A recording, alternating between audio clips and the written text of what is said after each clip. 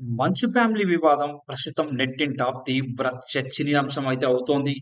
తండ్రి కొడుకులు మోహన్ బాబు, మనోజ్ ఒకరిపై ఒకరు పోలీసులకు ఫిర్యాదు చేసుకున్న విషయం కూడా మనం చూస్తున్నాము.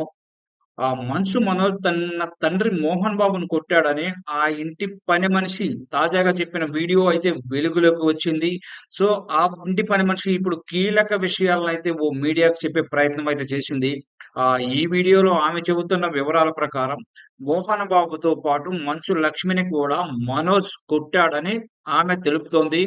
భూమా మౌనికను మనోజ్ పెళ్లి చేసుకోవడం మోహన్ బాబు వాళ్ళ ఫ్యామిలీకి ఇష్టం లేదని ఆమె ఆరోపిస్తోంది. మౌనిక విషయంలోనే వాళ్ళకు గొడవలు వచ్చాయని గూడా ఆమె చెబుతోంది. ఇక మంచు విష్ణుకి మోహన్ బాబు అంటే చాలా ప్రాణం. మనోజ్ తండ్రిపై చెయ్యి చేసుకున్నాడనే కోపంతోనే విష్ణు మంచు మనోజ్‌ని బయటికి పంపించాడని ఆ ఇంటి మనిషి అయితే చెబుతోంది. మరి దీనిలో నిజమెంతో మనకైతే క్లారిటీ లేదు. ఆ ఇంటి పని మనిషి చెప్పిన విషయాలు మాత్రమే మనం పరిగణలోకి తీసుకోవాలా? లేదా ఇంకేదైనా విషయం అనేది మనకి పూర్తిగా సమాచారం గూడా తెలీదు. కానీ ఆ ఇంటి పని మనిషి అయితే ఈ విషయాలు మాత్రం బయటకు చెబుతోంది. ఇక మనం నిన్న జరిగిన ఎపిసోడ్ చూస్తే మంచు మనోజు, మంచు మోహన్ బాబు ఇద్దరు పహడీ షరీఫ్ పోలీసులకి ఫిర్యాదు చేశారు. ఇక్కడ వాళ్ళు 2 కేసులైతే నమోదు చేసుకున్నారు. ఇందులో మనోజ్ ఇచ్చిన ఫిర్యాదు మేరకు మోహన్ బాబుకు చెందిన ఒక 10 మంది అనుచరులపై కేసు నమోదు చేశారు. అయితే మంచు మనోజ్ ప్రత్యక్షంగా తన తండ్రి పేరు ప్రస్తావించకుండా ఒక 10 మందొచ్చి నాపై దాడి చేశారు. గుర్తు తెలియని వ్యక్తులు అంటూ పోలీసులకి ఫిర్యాదయితే చేశాడు. ఇక మోహన్ బాబు ఇచ్చిన ఫిర్యాదుపై మనోజ్‌తో పాటు అతని భార్య భూమా మౌనికపై కూడా పోలీసులు కేసు నమోదు చేసినట్లుగా మనకు తెలుస్తోంది. ఈ వివాదంపై పోలీసులు దర్యాప్తు కూడా ఇప్పటికే ప్రారంభించారు కూడా.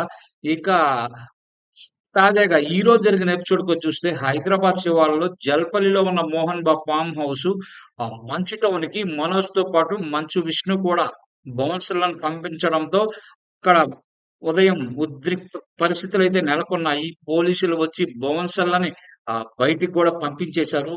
అయితే తన అనుచరులను మాత్రమే పోలీసులు బెదిరిస్తున్నారని మంచు మనోజ్ అయితే ఆరోపిస్తున్నారు. పోలీసులు ఏకపక్షంగా వ్యవహరిస్తున్నారంటూ విమర్శలు కూడా చేస్తున్నారు. కేవలం తన అనుచరుల పేర్లు రాసుకొని మరీ బయటకు పంపిస్తున్నారని, వాళ్ళ బౌన్సర్‌లను మాత్రం లోపలికి పంపిస్తున్నారని మంచు మనోజ్ ఆరోపిస్తున్నారు. నేను డబ్బు కోసమో, ఆస్తుల కోసమో అయితే ఈ పోరాటం మాత్రం చేయడం లేదు. నా బిడ్డలు ఇంట్లో ఉండగా ఇలా చేయడం పద్ధతి కాదు. న్యాయం కోసం అందరిని కలుస్తాను అని మంచు మనోజ్ మనతో మాట్లాడుతూ చెప్పారు. అనంతరం భార్యతో కలిసి మోహన్ బాబు ఇంటి నుంచి బయటకు వెళ్ళిపోయాడు. ఇక మంచు కుటుంబంలో వివాదం జరుగుతున్న పరిస్థితుల్లో ఫార్మ్ హౌస్ నుంచి ఓ ఘటనకు సంబంధించిన వీడియో కూడా మళ్ళీ వెలుగులోకొచ్చింది. ఆ వీడియోలో ఓ బౌన్సర్ ఇద్దరు యువకులపై దాడి చేయడం కూడా మనం చూడొచ్చు. పెదరాయుడు తరహాలో మోహన్ బాబు కుర్చీలో కూర్చొని ఉండగా ఓ బౌన్సర్ ఇద్దరు యువకులపై దాడి చేశాడు. వారి చెంపపై కొడుతూ ఆ యువకుల సెల్ ఫోన్‌లయితే లాక్కున్నాడు. మోహన్ బాబు కళ్ళ ముందే ఈ దాడి జరిగింది. చుట్టూ జనం ఉన్నప్పటికీ ఎవరు ఆ బౌన్సర్‌ని గాని అడ్డుకోలేదు. సెల్ ఫోన్‌లో వీడియోలు, ఫోటోలు తీశారనే కారణంతో వారిపై దాడి చేసినట్లుగా మనకి వార్తలు వస్తున్నాయి.